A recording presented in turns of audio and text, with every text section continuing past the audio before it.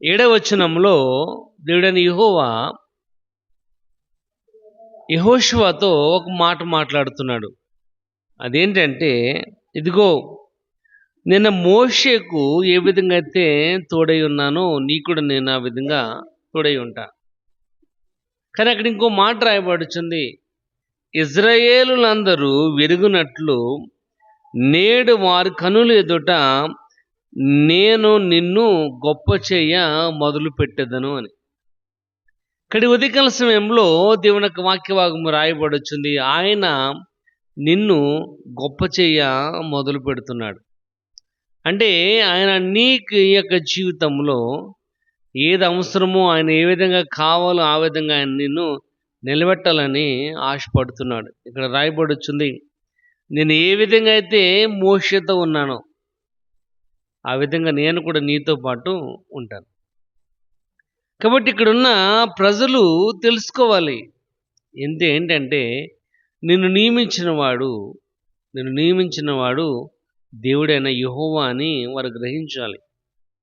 ఎందుకంటే యెహోషువ యొక్క నాయకత్వంలో వారు ఇంకా చాలా దూరము ప్రయాణం చేయవలసిన వారుగా, ఆ కానాను దేశమును స్వతంత్రించుకున్న వారుగా ఉన్నారు. కనుక దే హ్యావ్ టు అండర్స్టాండ్, వారు అర్థం చేసుకోవాల్సిన విషయం ఏంటంటే యెహోషువ అపాయింటెడ్ బై గాడ్, దేవుని చేత నిర్ణయించబడిన వాడు అని ఇజ్రాయేల్ జనాంగము తెలుసుకోవాలని. కానీ ఇక్కడ రాయబడుచుంది, కనుక యెహోషువని ప్రజలందరూ కూడా నాయకుడిగా గుర్తించాలని వారి కనుల ఎదుట దేవుని యొక్క వాక్యభాగము రాయబడుచుంది. నేను నిన్ను గొప్ప చెయ్య మొదలు పెడుతున్నాను. ఇక్కడ ఉదయకాల సమయంలో కూడా దేవుని యొక్క వాక్యభాగము రాయబడుచుంది. ఆయన నిన్ను గొప్ప చెయ్య మొదలు పెట్టాలంటే నువ్వేం చేయాలి? ఏమి చేస్తే ఆయన నిన్ను గొప్ప చేస్తాడు అంటే పొగుడుతాడు? ఏమి చేస్తే ఆయన నీ యొక్క జీవితమును అభివృద్ధి పరుస్తాడు అని మనం ఆలోచన చేసినట్లయితే కొన్ని మాటలు మనం నేర్చుకుందాం ఈ ఉదయకాల సమయంలో. రెండవ దినవృత్తాంతముల గ్రంథము 33వ అధ్యాయము. 2వ దినవృత్తాంతముల గ్రంథము 33వ అధ్యాయము 12వ వచనం నుంచి చదువుకుందాం. అతడు శ్రమలో ఉన్నప్పుడు తన దేవుడైన యెహోవాను బతిమాలుకొని తమ పితరుల దేవుని సన్నిధిని తన్ను తాను బహుగా తగ్గించుకొనెను. చాలండి. ఈ 33వ అధ్యాయము దినవృత్తాంతముల గ్రంథములో 33వ అధ్యాయంలో ఒక వ్యక్తి గురించి మాట్లాడుతున్నాడు. ఆ వ్యక్తి పేరు మనస్సే. ఇతడు ఇక్కడ రాయబడుచుంది, ఇతడు హిజ్కియా యొక్క కుమారుడు.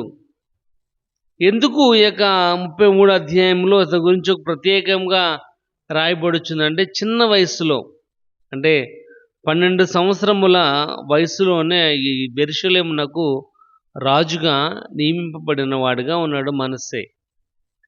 సుమారు 55 సంవత్సరములు ఆ యెరూషలేమును తన యొక్క ఏలుబడి చేసినట్లుగా, రాజుగా వ్యవహరించి ఆ యొక్క రాజ్యాన్ని పరిపాలన చేసిన వాడుగా కనబడుతున్నాడు. ఎందుకు ఇక్కడ మనము ఈ మనస్సే గురించి మనము ఆలోచన చేయాలంటే, అతని యొక్క జీవితము ఆ యొక్క 1వ వచనము నుంచి మనం చదివినట్లయితే అతడు ఎటువంటి వాడో కనబడుతుంది. ఆయన ఎటువంటి యొక్క ఉద్దేశాన్ని కలిగిన వాడో కనబడుతుంది. అక్కడ రాయబడుచుంది 2వ వచనంలో, అతడు ఇజ్రాయేలు ఎదుట నుండి యెహోవా వెళ్ళగొట్టిన అన్యజనులు చేసిన హేయక్రియలను అనుసరించి యెహోవా దృష్టికి చెడు నడత నడిచినవాడు. మనస్సే యెహోవా దృష్టికి చెడు నడత నడిచిన వాడుగా కనబడుతున్నాడు. ఏదైతే దేవునికి హేయమో, ఏదైతే దేవునికి ఇష్టం లేదో ఆ యొక్క ఇష్టం లేని పనిని తనకిష్టం వచ్చినట్లుగా చేసిన వ్యక్తి ఎవరంటే మనస్సే. ఇతడు 12 సంవత్సరముల వయసులో అంటే చిన్న వయసులోనే ఇక ఇజ్రాయేలు ఈ యెరూషలేముకు రాజుగా నియమింపబడిన వాడుగా కనబడుతున్నాడు. కాబట్టి ఇక్కడ 3వ వచనం చూసుకున్నట్లయితే, ఇతడు అతని తండ్రి అయిన హిజ్కియా పడగొట్టిన ఉన్నత స్థలములను తిరిగి కట్టించి బయలు దేవతలకు బలిపీఠములను నిలిపి దేవతా స్తంభములను చేయించి ఆకాశ నక్షత్రములన్నిటినీ పూజించి వాటిని కొలిచెను. ఇక్కడ రాయబడుచుంది, తన తండ్రి అయిన హిజ్కియా ఏమైతే పడగొట్టేశాడో, అంటే ఏ దేవత విగ్రహాలను పడగొట్టాడో ఇక్కడ రాయబడుచుంది, బయలు దేవతకు బలిపీఠమును నిలిపి దేవతా స్తంభములను చేయించి ఆకాశ నక్షత్రములను పూజించడము మొదలుపెట్టాడు. అంటే తన తండ్రి ఏదైతే పక్కన పెట్టేశాడో అదే పనులు మరలా ఈ మనస్సే చేయటం అనేది ప్రారంభించాడు. ఏదైతే దేవునికి హేయమో, ఏదైతే దేవునికి ఇష్టం లేదో ఆ పనిని చేసిన వాడుగా కనబడుతున్నాడు మనస్సే. అక్కడ రాయబడుచున్నట్టు 4వ వచనంలో, నా నామము ఎన్నటికిని ఉండునని యెరూషలేమునందు ఏ స్థలమును గూర్చి యెహోవా సెలవిచ్చునో అక్కడనున్న యెహోవా మందిరం మందు అతడు బలిపీఠములను, అంటే ఎక్కడైతే నా నామం ఉంటుందో అని చెప్పిన ప్రదేశంలోనే మనస్సే తనకిష్టం వచ్చినట్లుగా బయలుదేవతకు బలిపీఠం కట్టి నక్షత్రాలకు బలిపీఠం కట్టి వారిని పూజిస్తూ ప్రారంభించిన వాడుగా కనబడుతున్నాడు. ఈ నక్షత్రాలని, గ్రహాలని పూజించడము అదేదో ఈ ఈ ఈ టైంలో వచ్చిందైతే కాదు, కానీ యేసుప్రభు పుట్టక ముందు నుంచే ఉన్న యొక్క ఆచారం అక్కడ కనబడుతుంది. వాటిని మనస్సే చేసినట్లుగా అక్కడ రాయబడుచుంది. మరియు యెహోవా మందిరపు 2వ ఆవరణములను అతడు ఆకాశ నక్షత్ర సమూహమునకు బలిపీఠం కట్టించాడు. ఇక్కడ రాయబడుచుంది, ఆకాశ నక్షత్ర సమూహముల కంటే ఎన్ని నక్షత్రాలు ఉన్నాయో వాళ్ళన్నిటి కూడా బలిపీఠం కట్టించి దేవునికి ఏదైతే వ్యర్థమో హేయమో ఆ పనిని చేయడము ప్రారంభించిన వాడుగా కనబడుతున్నాడు. దేవుడు రోషం కలిగిన వాడు కనుక, దేవుడు దహించు అగ్ని వంటి వాడు కనుక మనస్సేని అషూరు రాజుకి అప్పగించాడు. తన శత్రు రాజ్యానికి మనస్సేని అప్పగించాడు. ఇక్కడ తన శత్రు రాజ్యాన్ని చూడండి, 11వ వచనం చదువుకుందాం. కాబట్టి యెహోవా అషూరు రాజు యొక్క సైన్యాధిపతులను వారి మీదకి రప్పించెను. మనస్సే తప్పించుకొని పోకుండా వారు అతన్ని పట్టుకుని గొలుసులతో బంధించి అతన్ని బబులోనునకు తీసుకుని, ఇక్కడ రాయబడుచుంది ఏదో అతడు దేవుని యొక్క మాట వినట్లేదని చేసింది కాదు, కానీ ముందుగానే యెహోవా మనస్సేకి చెప్పాడు, ఇదిగో నువ్వు చేస్తున్న పని అయితే మంచిది కాదు. ఎక్కడైతే నా నామం ఉండాలని ఆశపడుతున్నానో అదే నామంలో నువ్వు ఇతర దేవతలకు, బయలుదేవతలకు, నక్షత్ర సమూహములకు నువ్వు బలిపీఠం కట్టావు, కానీ ఇది మంచిదైతే కాదు, నేను నిన్ను క్షమించను అని అనేక సార్లు మనస్సేకి చెప్పినప్పటికీ మనస్సే దేవుని యొక్క మాటను ఏమాత్రం కూడా లెక్క చేయలేదు కనుక ఇక్కడ రాయబడుచుంది, అషూరు రాజుకు ఆ యొక్క మనస్సేని అప్పగించాడు. అంటే ఆ రాజ్యాన్ని అప్పగించగానే ఆ అషూరు రాజు వచ్చి ఆ యొక్క రాజ్యాన్ని ఓడించి, మనస్సేని ఓడించి ఆ రాజ్యాన్ని కైవసం చేసుకున్నాడు. యెరూషలేము ఇక్కడ తర్వాత రాయబడుచుంది, మనస్సే తప్పించుకుని పోకుండా వారు అతన్ని పట్టుకుని గొలుసులతో బంధించి అతన్ని బబులోనునకు, ఇక్కడ అతను పారిపోకుండా ఉండాలని, మనస్సే పారిపోకుండా ఉండాలని మనస్సేని బంధించారని రాయబడుచుంది, గొలుసులతో కట్టారని రాయబడుచుంది. ఏ రకంగా కట్టారో చూడండి. 2వ రాజుల గ్రంథము సారి చూద్దాం. 2వ రాజుల గ్రంథము 19వ అధ్యాయము 28వ వచనం చదువుకుందాం. 19:28. 2వ రాజుల గ్రంథము 19వ అధ్యాయం 28వ వచనం చదవండి. యెషయా 19:28. నా మీద నువ్వెయ్యు రంకెలను, నువ్వు చేసిన కలహములను నా చెవిలో జోచెను గనుక నా గాలమును నీ ముక్కునకు తగిలించెదను, నా కళ్ళెము నీ నోటికి పెట్టి నిన్ను మళ్ళించెదను, నీ వచ్చిన మార్గమునే నిన్ను మళ్ళించేది. ఇక్కడ రాయబడుతుంది, ఏంటంటే నువ్వు నా మాట వినలేదు కనుక, నువ్వు చేసిన కలహములను నా చెవిలో జొచ్చెను గనుక, నా గాలమును నీ ముక్కునకు తగిలించెదను అని. ఏంటంట గాలం అంటే ఏంటి అమ్మ? చేపలను పట్టడానికి ఏసే గాలం. అది ఎలాగుంటదంటే అమ్మ, ఒకటి పైకి ఉంటే రెండోది కిందకి ఉంటది కొన. అంటే అది గుచ్చుకుంటే అది ముందుకు రాక, వెనక్కి వెళ్ళడానికి కూడా ఇబ్బంది పడతది. ఒకవేళ వెనక్కి లాగితే చీలుకుంటది. ముందుకు వెళ్ళినా గాయమవుతది. ఇక్కడ రాయబడుచుంది, నా గాలమును ముక్కుకి అమ్మ. ముక్కుకి ఇప్పుడు చూడండి, ఒకసారి మనం ఆలోచన చేసినట్టయితే గేదెలు అమ్మ. గేదె గాని సరిగ్గా మాట అనకపోతే ముక్కుకి తాడేసి లాగుతాడు. ఎప్పుడైతే ముక్కుకి తాడేసాడో అమ్మ, అది ఎంత బలమైనదైనప్పటికీ కూడా అది కంట్రోల్‌లో ఉంటది. ఇక్కడ రాయబడుచున్న గాలమును నీ ముక్కుకి తగిలించేదను, నా కళ్ళెమును నీ నోటిలో పెట్టి నిన్ను కంట్రోల్ చేస్తానంటున్నాడు. కాబట్టి ఆ విధముగా మనస్సే పారిపోకుండా ఉండడం కోసం మనస్సుని గొలుసులతో బంధించినట్లుగా కనబడుతుంది. ఇక్కడ గొలుసులతో బంధించడము ఒకసారి మనం ఆలోచన చేసినట్లయితే ఈ విధముగా, అంటే తన ముక్కుకి కళ్ళెం వేసి, తన యొక్క నోటికి చిక్కం వేసి, అంటే పారిపోకుండా ఉండడం కోసం. చూడండి, ఇంకో మాట కూడా మనం చూద్దాం. యెహెజ్కేలు గ్రంథం ఒకసారి చూద్దాం చూడండి. యెహెజ్కేలు గ్రంథము 29వ అధ్యాయము. యెహెజ్కేలు గ్రంథము 29వ అధ్యాయము 4వ వచనం కూడా ఒకసారి చదువుకుందాం. నేను నీ దవడలకు గాలమును తగిలించి, నీ నదులలోనున్న చేపలను నీ పొలుసులకు అంటజేసి, నైలులో నుండి నిన్నును అంటిన నైలు చేపలన్నిటినీ నేను బయటికి, ఇక్కడ రాయబడుచు నీ దవడలకు గాలమును తగిలించి అని. అంటే తన యొక్క దవడ అంటే ఏంటంటే మన బుగ్గ ఇక్కడ రాయబడుచుంది, దానికి కూడా గాలాన్ని తగిలించి కంట్రోల్ చేస్తున్నట్లుగా. ఎందుకంటే మనస్సే చేసిన ఒక్క పని కూడా మంచిదైతే కాదు. మనస్సే తన యొక్క జీవితంలో చేసిన ఒక్క పని కూడా దేవునికి ఇష్టమైన పనిగా అయితే ఏమీ లేదు. ఎక్కడైతే దేవుని యొక్క నామం ఉండాలో అక్కడే దేవునికి వ్యతిరేకమైన క్రియలు చేసినట్లుగా కనబడుతుంది. కనుక అషూరు రాజుకు మనస్సేను అప్పగించడం జరిగింది.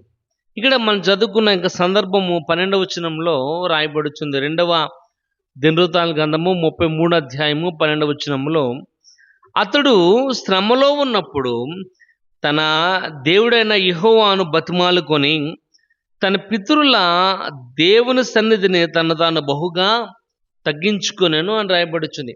ఇందాక మనం నేర్చుకున్నాం యెహోషువ గ్రంథము 3వ అధ్యాయము 7వ వచనంలో, ఇదిగో ఇజ్రాయేలు జనాంగము నువ్వు తెలుసుకోవాలి, ఇజ్రాయేలు జనాంగము నువ్వు నేను నియమించబడిన వాడని తెలుసుకోవాలి, కనుక నేను నిన్ను గొప్ప చేయ మొదలు పెడతానంటున్నాడు. ఈ దినము నా దేవుడు నిన్ను గొప్ప చేయ మొదలు పెట్టాలంటే మనస్సే ఏ విధంగా అయితే చేశాడో, మనస్సే ఏ విధంగా అయితే దేవుణ్ణి జ్ఞాపకం ఉంచుకున్నాడో ఆ విధంగా నువ్వు పశ్చాత్తాపడితే తప్ప ఏ రకమైన ప్రయోజనం అనేది లేదు. ఇక్కడ రాయబడుచుంది, ఎప్పుడు అతడు శ్రమలో ఉన్నప్పుడు అని. ఇప్పుడు అతను ముక్కుకి గాలం వేసి, తన బుగ్గకి గాలం వేసి, తన నోటికిలో చిక్కం పెట్టి, మాట్లాడటం లేకుండా, పారిపోవడం లేకుండా గొలుసులతో బంధించినప్పుడు, ఇక్కడ రాయబడుచుంది అతనిని బబులోనుకు తీసుకొని పోయినప్పుడు అంటున్నాడు, అతడు శ్రమలో ఉన్నప్పుడు ఏం చేశాడంట?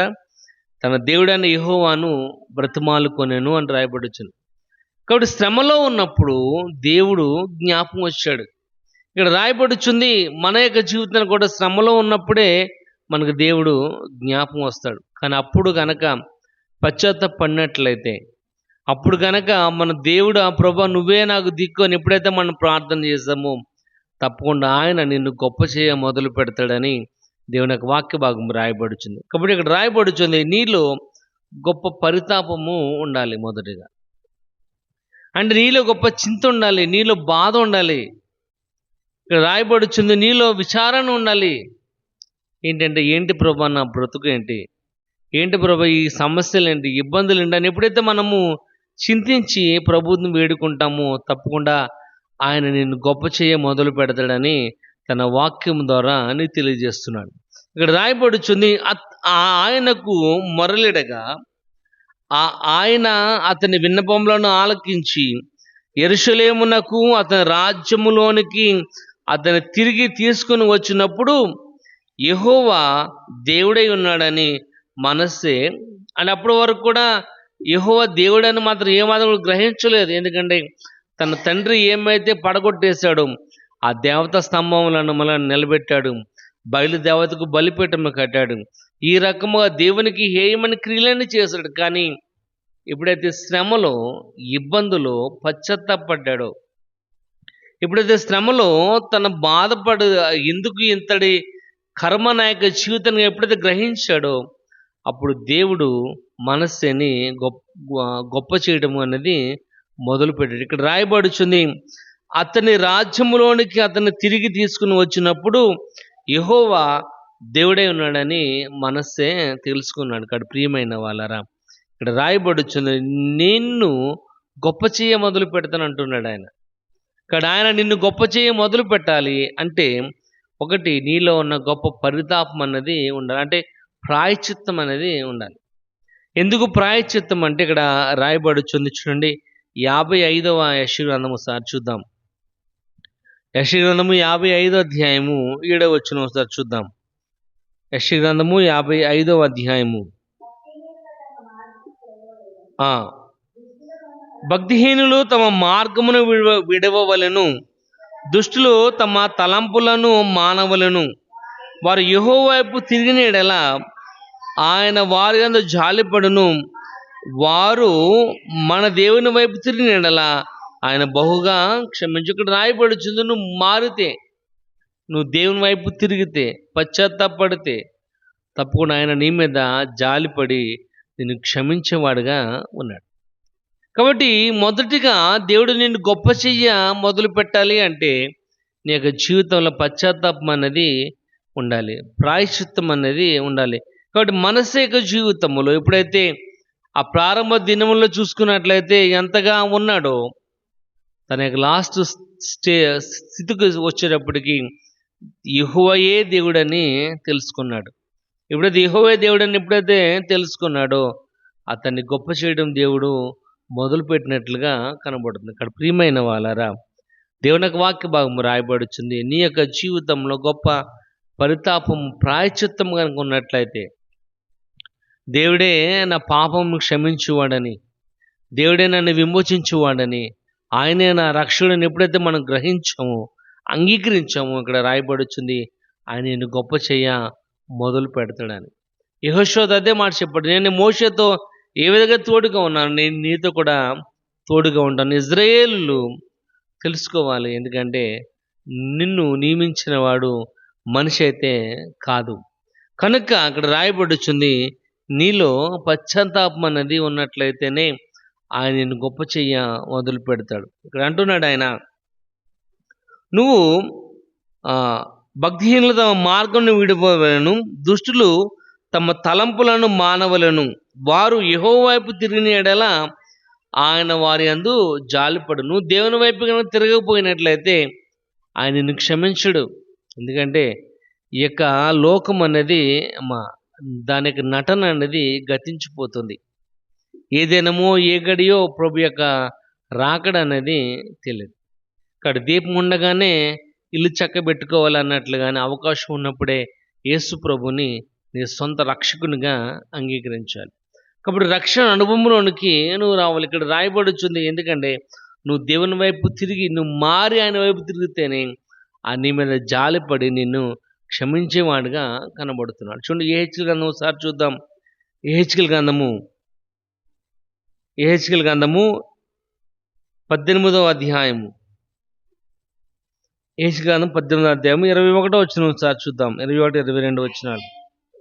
అయితే దుష్టుడు తాను చేసిన పాపములన్నిటినీ విడిచి నా కట్టడలను అనుసరించి నీతిని అనుసరించి న్యాయమును జరిగించిన యెడల అతడు మరణమునొందడు, ఆవశ్యముగా అతడు బ్రతుకును. ఇక్కడ రాయబడుచుంది, అతడు మరణమునొందడు. ఏంటి ఆ మరణం అంటే? రెండవ మరణం.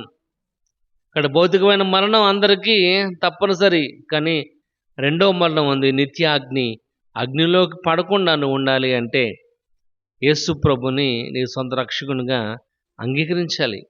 ఇక్కడ రాయబడుచుంది మాట అదే, అతడు చేసిన అపరాధములలో ఒకటియు జ్ఞాపకములోనికి రాదు, అతని నీతిని బట్టి అతడు బ్రతుకును. అంటే అతడు చేసిన ఏ అపరాధం కూడా ఆయన జ్ఞాపకం చేసుకోడు. ఎందుకంటే ప్రియమైన వాళ్ళరా, దేవుని యొక్క వాక్య భాగం రాయబడి నీలో గొప్ప పశ్చాత్తాపం అనేది ఉండాలి. మనం అనుకుంటూ ఉంటాం ఏంటంటే నేను కాబట్టి అని, నాకేంటి అని, నేనేమైనా చేయగలను అని. కానీ దేవుని యొక్క వాక్య భాగం రాయబడి వచ్చింది, ఆయన కనుక తలుచుకున్నట్లయితే నీ ముక్కుకి గాలం వేయగలడు, నీ దవడకి గాలం వేయగలడు, నీ నోట్లో చిక్కాన్ని పెట్టగలడు, నువ్వేమి కూడా చేయలేవు. కనుక దేవుని యొక్క వాక్య భాగం రాయబడి వచ్చింది.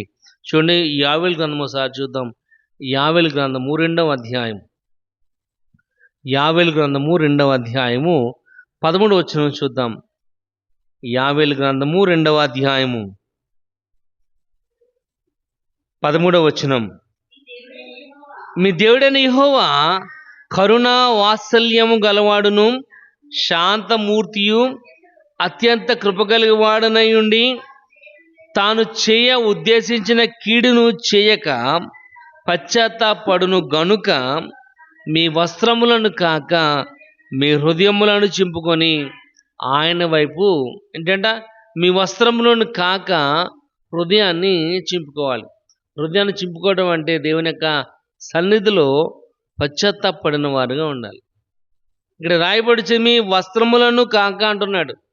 అంటే బయటికి కనబడే విధంగా కాదు, కానీ నీ హృదయము దేవునికి అత్యంత ప్రియమైంది కనుక దేవునికి ఇష్టమైన విధంగా నీ హృదయం, ఎందుకంటే విరిగి నలిగిన హృదయమునకు ఆయన ఆసన్నుడు అని రాయబడుచుంది. విరిగి నలిగిన హృదయమును ఆయన రక్షించగలిగిన వాడు. కాబట్టి ప్రియమైన వాళ్ళరా, దేవుని యొక్క వాక్య భాగం రాయబడుతుంది, దేవుని వైపు తిరిగితేనే ఆయన నీ వైపు తిరుగుతాడు. ఏ జకరీ గ్రంథంలో రాయబడుచుంది, turn to God he will turn to you. మన దేవుని వైపు తిరిగితే ఆయన తప్పకుండా నీ వైపు తిరుగుతాడు. కనుక ప్రియమైన వాళ్ళరా, యోబు గ్రంథంలో కూడా ఆయన అంటున్నట్టు చూడండి, ఒకసారి మాట చూద్దాం. యోబు గ్రంథము 22వ అధ్యాయము 23వ వచనం చూద్దాం.